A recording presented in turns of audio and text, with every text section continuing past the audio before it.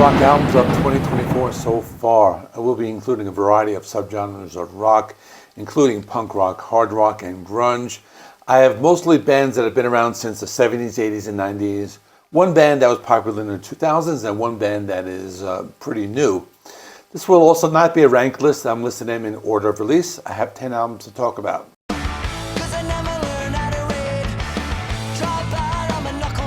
First album I have is Green Day with Saviors. This album was released on January 19th, 2024 through Reprise Records. I've been a fan of this band since the 90s when they released Dookie, although that's not my favorite album. In my opinion, I think American Idiot is their masterpiece. And although this album is neither Dookie nor American Idiot, it was still a pretty good album from an established band. The album has a lot of really good catchy punk rock songs. They seem to be going for an overall Green Day type of sound, or in other words, a sound that covers all their different periods over the last 40 years. I like the single Look Ma No Brains, which was an old school punk rock song that went back to the Insomnia or Nimrod sound. I also like the single called Dilemma. That was a very catchy song that captured the sound of the Dookie album. I gave it another listen. After not hearing it for a while, I noticed some of the songs still held up after all these months.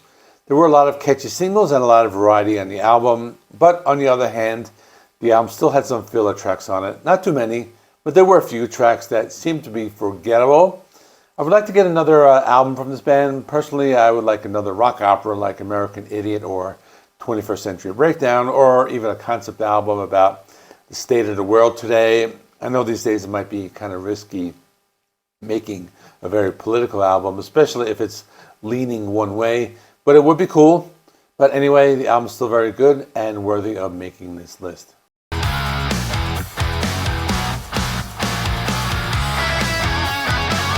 Next I have Ace Frehley with 10,000 Volts. It was released on February 23rd, 2024. You might be surprised to see me include this on a Best Rock Albums of 2024 so far list, because if it had been done by any other artist, it wouldn't be considered a great album. But the fact that it is Ace Frehley, and the fact that I've been a Kiss fan since I was very young, and also a big fan of Ace Frehley ever since he released his solo album back in 1978, which is the best of the four, I'm going to praise anything he does, because basically it's just another Ace Frehley album. He's not the most technical guitar player, he's not the most talented singer, but he gives you what you want. The album has highlights such as the single 10,000 Volts, which brought back those classic sounds, and other songs such as Walking on the Moon and Cherry Medicine, which were singles. A highlight was Fighting for Life, which tells the story of a guy named Johnny who must survive on the streets. And on the other side, the album does have some cheese on it. It has a lot of cheese, actually.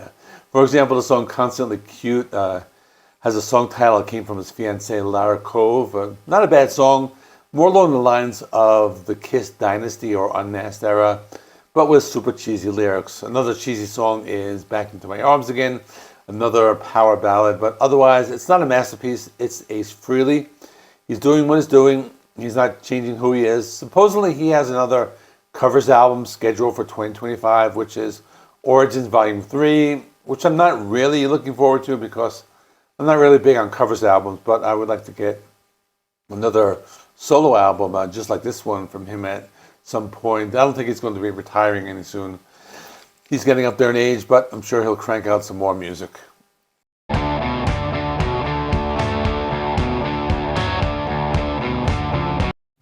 Next is The Black Crowes with Happiness Bastards. This album was released on March 15th, 2024 through Silver Album Records. This is their 10th studio album. I was a big fan of the first two albums, which were Shaky Moneymaker from 1990 and the one right after that, The Southern Harmony and Musical Companion. It was interesting because back then I was listening to a lot of metal music, but Shaky Moneymaker was also one of my favorite albums. After the mid-90s, I kind of forgot about them, but now they've released a new album, and I have a YouTube channel dedicated to music, so I decided to give it a listen and review it, and I was surprised because I thought the album was very good. It has lots of great songs, such as Bedside Manners, that has Rolling Stones influences. I like the acoustic guitars on the song Cross Your Fingers. And the song Wanting and Waiting has a very memorable guitar riff. I don't have anything negative to say about it. The only thing is that it appears they're trying to bring back the sound they had on their earlier albums, such as Shaky Moneymaker and Southern harmony and musical companion. But it doesn't quite meet those standards, and it might sound a little forced at times. However, I'm just splitting hairs here because the album is very strong. I would like to get another album from them. I don't really see why they wouldn't make another one. I would like to see some more collaborations with this band. For example, they collaborated with country singer Lenny on the track Wilted Rose. So maybe their next album they can do something more of that. But otherwise, it's a very good album.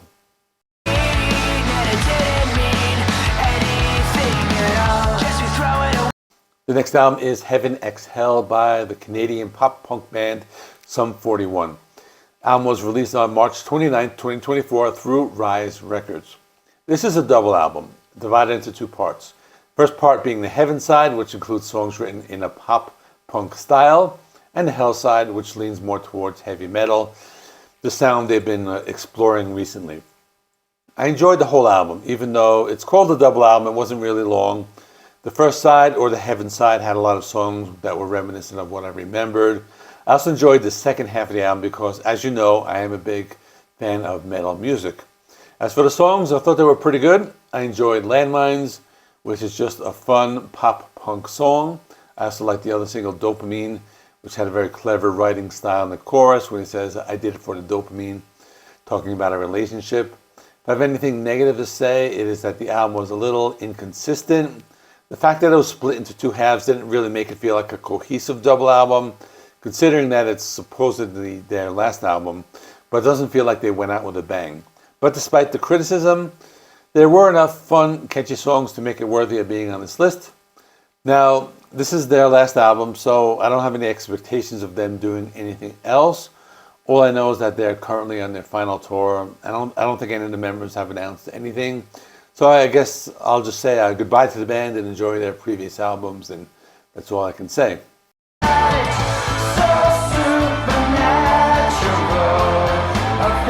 Next is Blue Oyster Cult with Ghost Stories. It was released on April 12th, 2024, and is also supposedly their last album. The album is basically a collection of unreleased tracks recorded between 1978 and 1983, one song from 2016. They remixed and remastered the songs. I thought the album was very good. It had some standout tracks such as Cherry, which had an old-time rock and roll sound. It also had the single So Supernatural, which showed off the darker side of the band, reminiscent of classic Alice Cooper. Then there were a few cover songs, and I think that might have brought the album down a bit, but only because I'm not a big fan of cover songs. However, the ones they did do were not too bad. They covered We Gotta Get Out of This Place by The Animals, which I liked because it was a little heavier. They covered Kick Out the Jams by MC5, which is not too bad.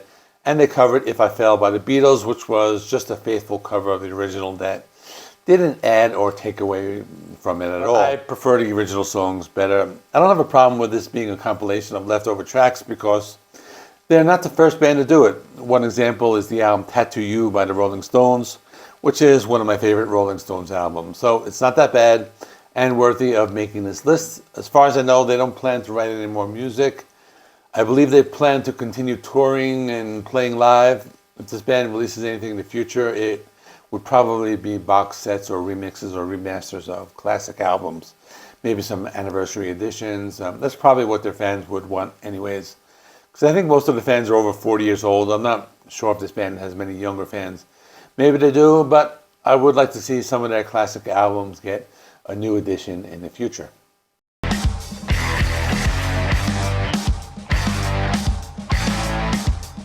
Next is Pearl Jam with Dark Matter. This was released on April 19, 2024 through Monkey Wrench and Republic Records.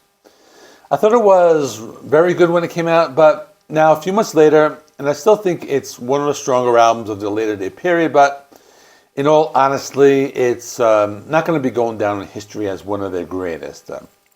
But with that being said, there are good songs here. The opening track, Scared of Fear, was pretty good. Has some twangy guitars and a memorable chorus. The next song, React Respond, was also a strong track that brought back some of their 90s sound.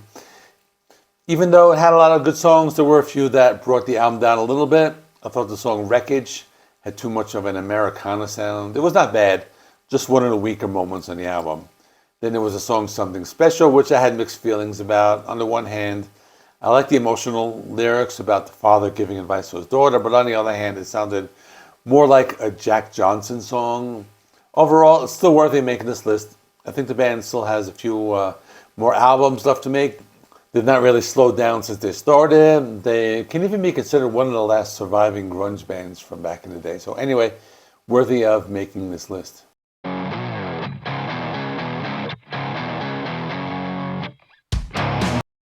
Next is Collective Soul with the album Here to Eternity. The album was released on May 18, 2024 through Fuzz Flex Records. This one surprised me for two reasons. One, I was not expecting this to be released. I think I discovered it the day it was released. And two, I went into it with low expectations because I reviewed their last album from 2022 called Vibrating, and this was an underwhelming and forgettable album. But to my surprise, this album was very good. The opening track, Mother's Love, was the closest thing to their classic sound from the 90s. But despite this, the other tracks were all very good. The album in general had more of an adult contemporary sound with some grunge influence. There were some different styles explored, such as blues rock on the track Bluer Than So Blue. Then there were a few tracks that sounded more like acoustic rock. In my original review, I made the comparison to Tom Petty in those songs, so those tracks were not the same, La Di Da and Letter from E, but there were also some more influences on the album. Some of the music was kind of funky. Other songs had a Beatles influence. There was one song that reminded me of 80s post-punk. Keep in mind, it was a double album. There were 20 tracks, but despite this, there was not really that much filler on it. I think if you're looking for an album that brings back the sound of the 90s, you might be disappointed in this, but if you don't mind just a good rock record, I think you will appreciate it. I know the band is currently on tour in the U.S. with Hootie and the Blowfish and Edwin McCain, so this band will probably be around for some time now.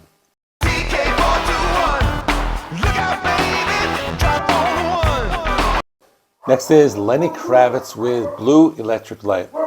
This is his 12th studio album. It was released on May 24, 2024 by Roxy Records with distribution handled by BMG Rights Management. Lenny Kravitz is one of those artists who have changed their sound over the years. He started with psychedelic rock, then he moved towards hard rock, and now years later, he has a sound that has a funky sound with a big Prince influence. I went into this with some hesitation as I was expecting an album like his albums of the 90s because they were albums that I knew him from. Despite the change in sound, I really got into this album. It took a few listens to appreciate. Still think it's a good album. I like the opening track called It's Just Another Fine Day in the Universe of Love. That one had different styles throughout its runtime, such as funk, soul, little psychedelic rock mixed in. There was the song TK-421, which was a Star Wars theme song named after one of the stormtroopers. So it was another funky song that Prince had the Prince influence, and that can be heard throughout the album.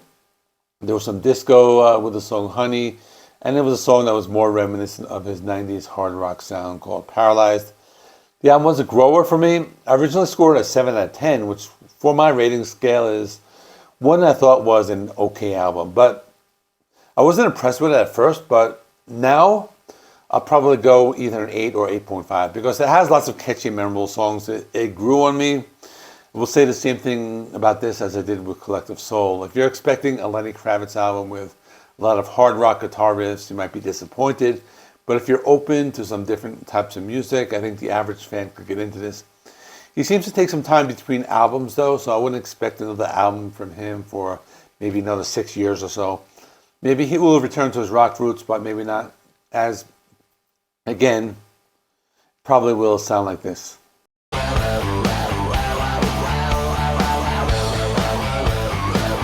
Next is Bon Jovi with Forever. This is the 16th studio album released on June 7, 2024 through Island Records. I went into this album with a lot of hesitation because I was a fan of Bon Jovi back in the 80s. And I think the last album I bought from the band was New Jersey, which came out in 1990. So it's been a while since I really listened to this band. I know they've released many albums over the years, and I've only listened to the singles, but I thought I was done with Bon Jovi. I kind of put them in that category with many other hair metal bands like Poison, of bands I don't listen to anymore. But given that I have a channel and I try to cover all the new music that comes out, especially older artists when they release new music, I gave it a chance and it's not too bad. There's one song, Living Proof, which has that 80s sound, but the rest of it is more adult contemporary. With that being said, I don't think it's a bad album. Some of the songs are pretty catchy. I think the one complaint everybody had is that it was leaning towards country music. So if you can get past that, it shouldn't be a problem. There are some decent songs here. I would say the first half of the album is the strongest, with songs like Legendary, We Made It Look Easy, Living Proof, Seeds, and Waves. Despite that, I think the album is still worthy of a mention. I think he's going to be around for a while. I don't think he'll ever bring back that 80s style again. He's going to continue making music in this style, so I'm pretty sure he'll have another album out in a few years.